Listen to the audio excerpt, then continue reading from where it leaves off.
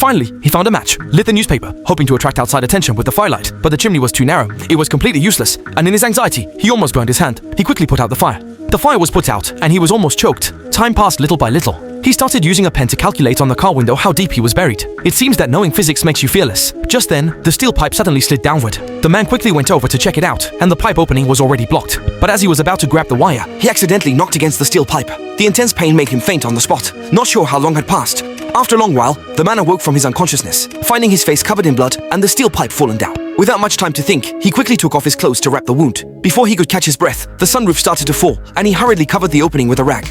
Afterwards, he lay there watching his wife's video, completely desperate, not knowing how much longer he could hold on. Thinking of this, he carefully cleaned his wound in the mirror, tidied up his appearance, recorded a video for his wife, left his last words, and then slit his wrist, ready to give up and wait for death. But when he woke up, he found he was not dead. It seemed fate didn't want him to die. With this thought, the man became confident again, drank the last bit of rice water, and decided to make one more effort, because who cares if the air tube has fallen and the only vent has been blocked. The oxygen in the car is becoming less and less, so he has to take out the spare tire, connect the inflation tube, and occasionally take a breath. However, this is not a long-term solution. Suddenly, the man thinks of a way to survive.